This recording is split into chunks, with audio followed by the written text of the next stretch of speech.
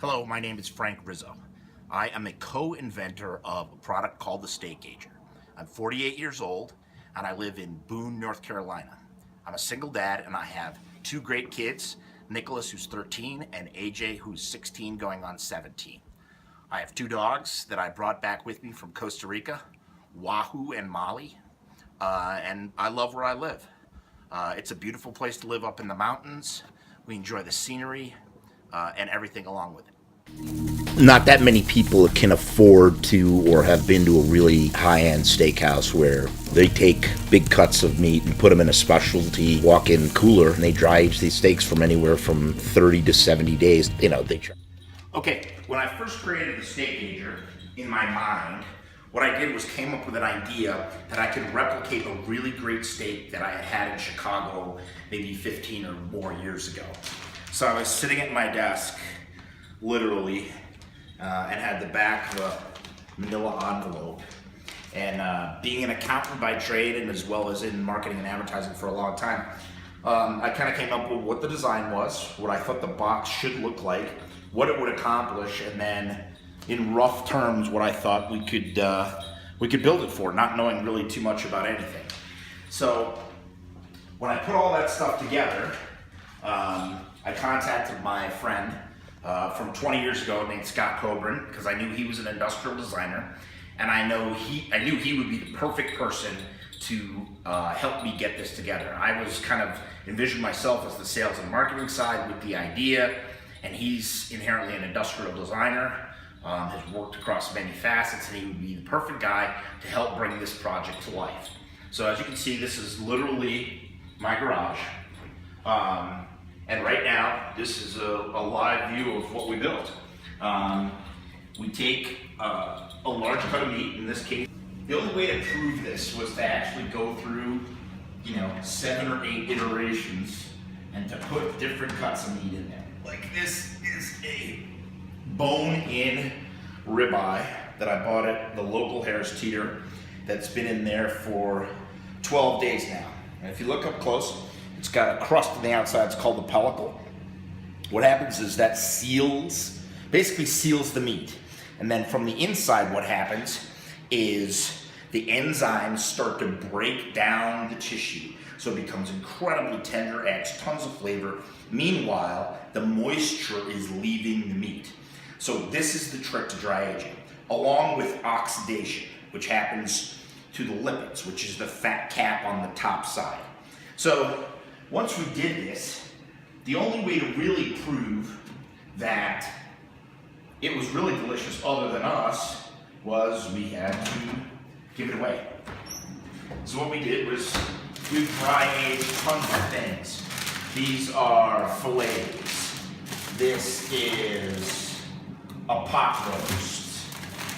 This are ribeyes.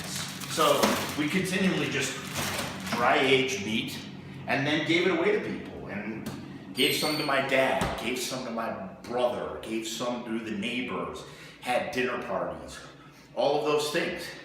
And the reaction was outstanding. So we knew we had a product. Now we just need to figure out how do we get it to market in an efficient way. It's a bone-in ribeye, and we put it right in the box, and we leave it there for a prolonged period of time. So what the box does is a couple of things. It has an air circulation fan that helps in the dry aging process by pushing air over the meat underneath. We have a salt chamber down on the bottom that aids in curing. We have a UVC light, which I'll show you when I flip the light off here real quick. You can see the purple light underneath there. The UVC light acts as a germicidal agent to make sure that no bacteria grow inside the box. So our idea was, in a nutshell, the fact that big commercial dry aging restaurants and internet purveyors take big cuts of meat like this, dry age it, and sell it for anywhere from 35 to 60 bucks a pound. So I said, well, there's 25 million households in America that have a second fridge, and it's either in the garage or it's in their basement. And I said, well, why couldn't you create a really neat box that would isolate the meat. In other words, there's no smell inside the refrigerator. There's no cross-contamination. And Bud Light, and apple pies, and pickles, and all the rest, and movie candy, and all the rest of the stuff that lives in all of America's second fridges. So that's just what we would like to do, and we've proved that there's a market there, and we want to turn around and we want to become a global company. Moist air when the humidity gets above a specific level. We've tested it now for almost 8 months.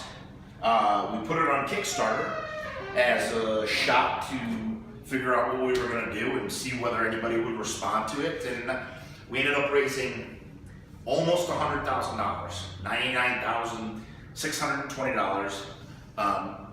But the most startling fact of all was it's come from 39 different countries. We sold through Kickstarter 58 in Japan, 38 in Australia, and then a smattering, maybe 20 in Germany, so it's all over the world.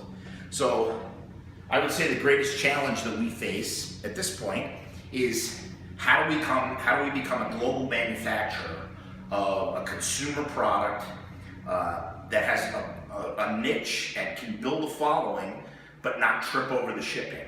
I mean, the shipping alone in certain circumstances may be more than the box itself. So we need help in terms of how do we figure out the mechanics of making the box in a more efficient way, whether that's building it overseas or whether that's injection molding it or making it something that can collapse and flat pack, much like an IKEA, and then people can easily assemble it so that we can ship this all over the world and not cost us $100 per box.